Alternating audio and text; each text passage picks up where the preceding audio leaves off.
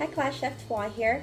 Just wanted to create some fun content for you guys this week, especially since you're doing a lot of knife cutting techniques for your fruits. And part of why that's really important, that you want to get very uniform shapes and different slices, is because it presents really well. It also creates really great textural components to your fillings, depending on what you're using. Because for example, let's say you're making pineapple filling for your cakes, or doing apples as like a pie filling or a streusel filling, or like a pop or like a turnover, for example. You want to make sure those shapes are very uniform because you want them to cook very evenly. And part of cooking it very evenly, it also gives you really nice texture, because if you have some large pieces, some small pieces, they're going to cook at different times, and you're going to have some that are cooked through really well and some that may be undercooked, and so it changes the overall texture of your fillings or whatever you're going to use it for.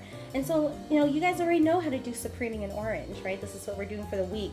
And, you know, slicing apples, I just kind of wanted to give a little bit different ways to, you know, use these techniques for decorating your desserts. And so I'm gonna probably make a trifle today with my leftover fruit, because I think I have a lot of students who are asking, I cut so many fruits, Chef, I don't know what to do with it. You could use it for parfaits. You can use it even for, let's see, trifles. You can use it as like making like a fresh fruit of some sort. Serve it with your pancakes. If you have leftover mango, make a mango salsa. You can have fun with it this week. You know, you are not limited to your creativity when it comes to cutting up all these fruits, and you want to put it to use, so why not, right? And so I wanted to show you guys a little bit of things that you may have not know, or maybe you have had experience making like a rose out of a strawberry before. They're all really fun techniques, so we'll definitely get into that in a little bit. Alright, so I wanted to start with the strawberries because a lot of students really love this technique. It's a great technique to have, especially if you're doing like a charcuterie board, or if you're doing like a fruit platter for catering reasons. I wouldn't recommend it on plated desserts or even cakes, unless it's like a focal point, right? However, too much of something that's so bulky it can be very overwhelming to your design. So you do want to keep it very minimal, keep it simple. However, it's a really great technique for just overall design in general, for catering platters. And so first, you're just kind of creating petals. You really want to kind of keep it, I'm going to take this angle right here, keep it a little bit thin and close right here. You can see it here as I do it. I'm just creating more petals for the roses. And then you get to, you know, expand it out afterwards to create the beautiful petals. Kind of see here. And not every single part will be the same, but in nature, not everything is the same. It's symmetrical, but not always the same. And so this part here, you can see that the center has that middle part, and you can just cut across right into it, creating interior petal.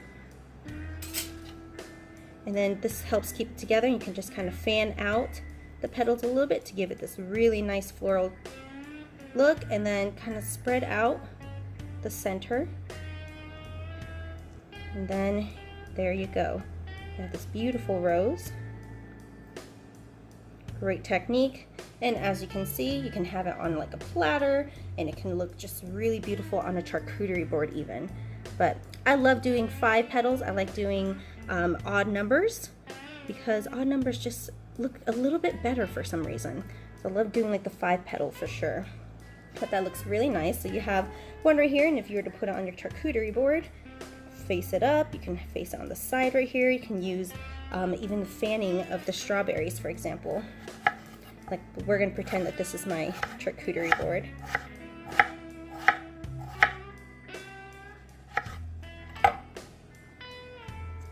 Okay. I'm going to fan this out.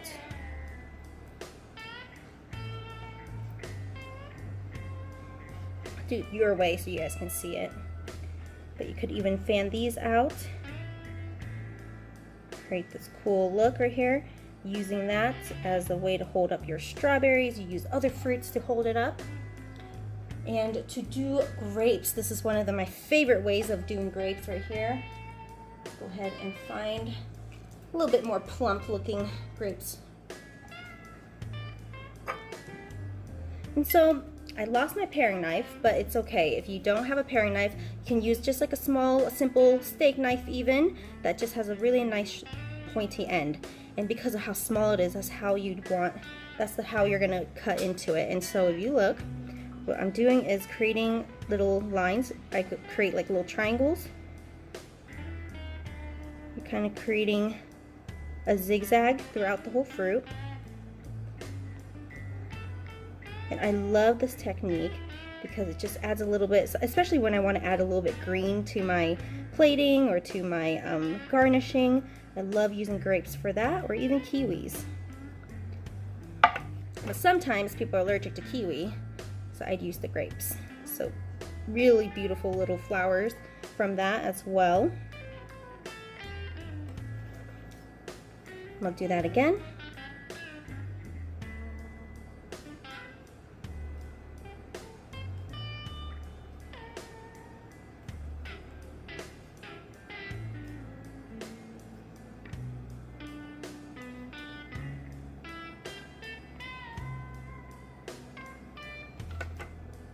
I know you see it, how I cut it. Let's try to zoom on that. And then you pull it apart, create these beautiful flowers. Okay. So I'm gonna do an orange, or not an orange, a red grape, just to kind of change the contrast a little bit. It's all about color, it's all about creativity, it's all about pairing different things to really make it very sellable and like just delicious to the eye. You just always want things to be very presentable. Okay, so that looks really beautiful. I remember I made a Sauvignon Blanc type of fig tart.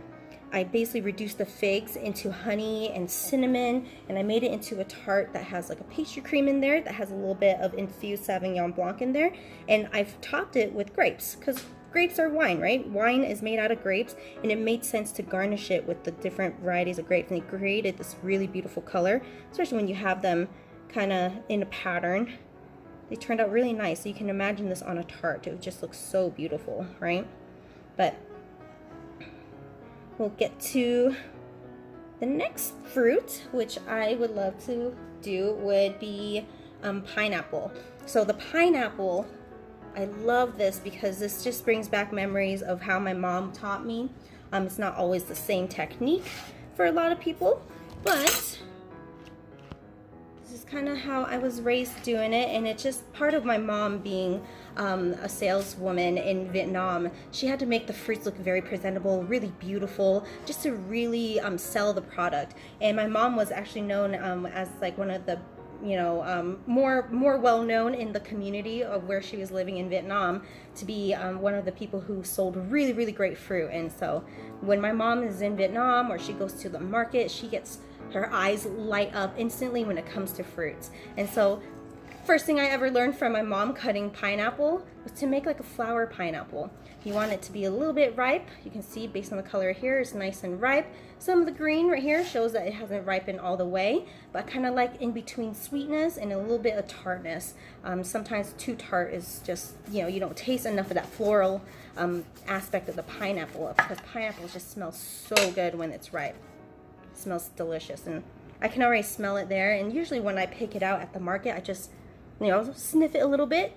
If I smell it and it has like a really nice pineapple sweetness smell to it, for me that is a really good indicator that it's ripe. And so I like to cut the top and the bottom ends, and like in your video, or like in the video that was provided, and in your research materials, you can cut it the same way. But with this one, you have the eyes of the pineapple. They're all called eyes. And so you kind of want to peel it a little bit close. You don't have to be too deep in, otherwise you lose a lot of that meat. And this is also part of my mom's method and her belief, is that you don't want to lose too much of the product. And so how can you cut this in a way that you can keep all the meat. Because I mean, you can see that if you were to cut deeper in, you lose a little bit more of the flesh of the fruit. So how do you cut it in a way that you just get rid of the eyes without taking away all this beautiful fruit right here? And so this is the method that my mom taught me. So I'm gonna go ahead and show it to you guys.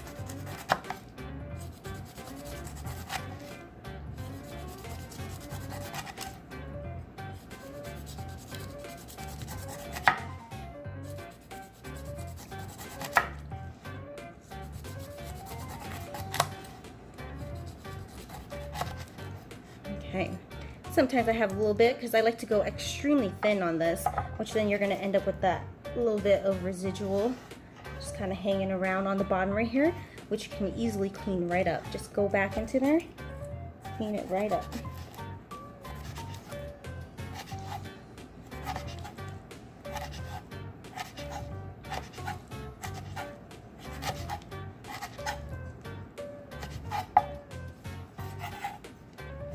Looks good.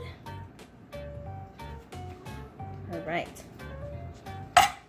So, this point right here, you can see all the eyes in there. So this is what my mom likes to do, and you'll see the final result, is you want to go more towards like the short diagonal. So it kind of goes short right here. If you went this diagonal, it goes a little bit too vertical.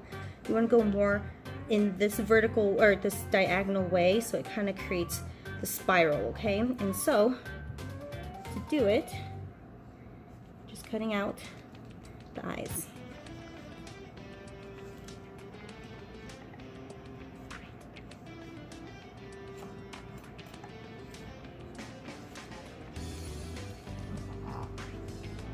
This brings back memories. I remember when my mom was teaching me. I was about 13, 14 years old when I learned to cut my first pineapple because I did not know how to handle all that and wasn't sure what to do with the eyes of the pineapple.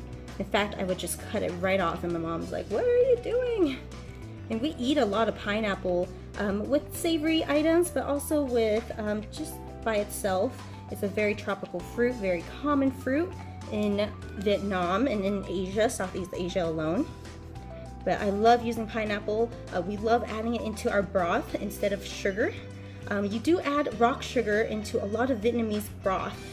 Part of it is to create that really nice sweetness, but also so that you don't have to use too much sugar. And there's a really nice beauty to adding pineapples to our like spicy beef broth that we make, or we like to do a hot and sour soup or like a fondue that has like a little bit of a tom yum base. And tom yum is actually Thai, which is a tomato base with like kaffir lime leaf. It has a lot of lemongrass in it. Vietnamese style is very similar but slightly sweeter and less spicy, and part of why it's a little bit sweet is because we like to add pineapple right into it.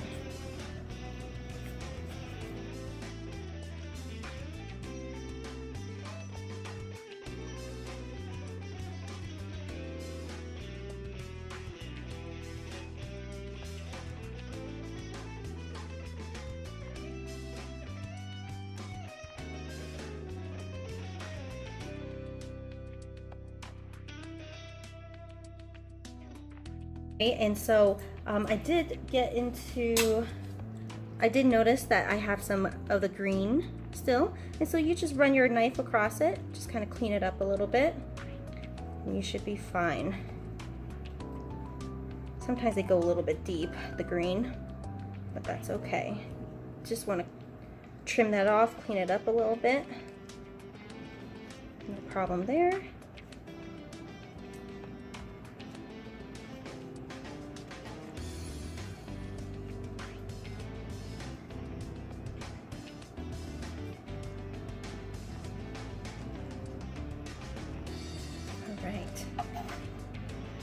And this is where you can actually see more of the pretty shape that you're gonna get out of this by cutting it in this way. And so here we still have the stem part right here, a little bit hard, so you don't really want that part. But you can see that shape that you're gonna get. It's kind of like a flower. It's really beautiful. So you want very uniform shapes. You can cut thinner if you want to do pineapple crisp. but I'm gonna cut these and they can be served just as is.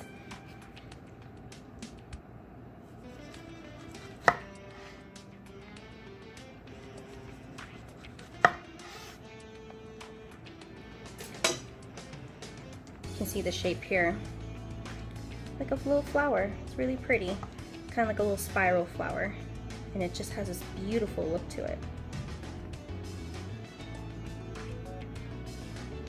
All right, so if I were to prepare this for a filling, I would dice it into very uniform shapes. Skip the center right there because you don't want the stem. It's a little hard to bite into. And then turn it, same process. Skipping the center again. All right, you can see how uniform those all look. And so this part, the stem, the center, is where I'm just gonna take that right out. And there are some that are the center part that did not get to cut. I'm gonna get right into there. And now we have very uniform dices of pineapples, just like how you guys did it. So same concept, but you know, the preparation of it was a little bit different.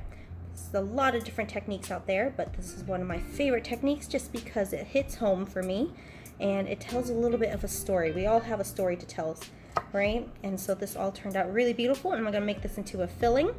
And so with all your extra fruit, you can use that for, you know, a filling, use it for decorating your tart or your cake, or using it for your parfait, or just having it for breakfast. So have a little bit fun with it, utilize your fruit.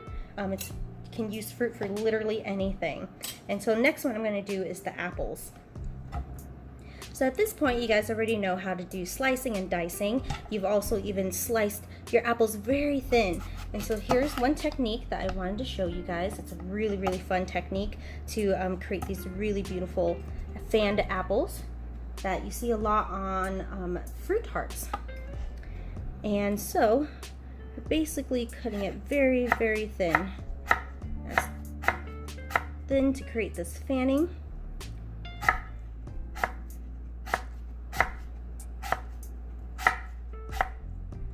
So, kind of want to show you guys at this point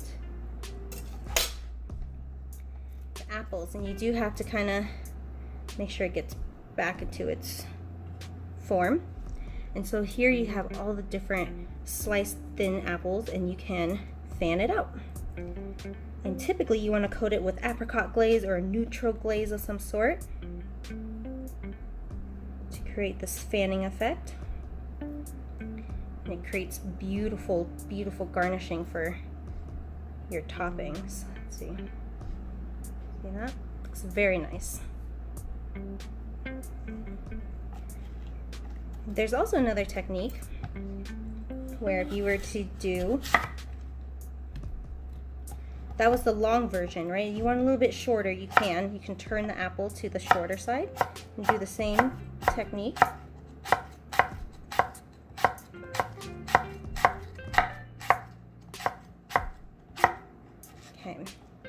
And what you could do at this point is either use it for the fanning, like we did earlier with the green apples, right? Or you can even cut it a little bit smaller, turn it, and then cut it in half. And this creates a smaller fanning for smaller fruit tarts. And then it creates this beautiful, beautiful design. And again, you always want to glaze these because apples will oxidize just as soon as you cut them. So it's going to be really important that you glaze them, especially when you're using them as a garnish. There you go. Really beautiful.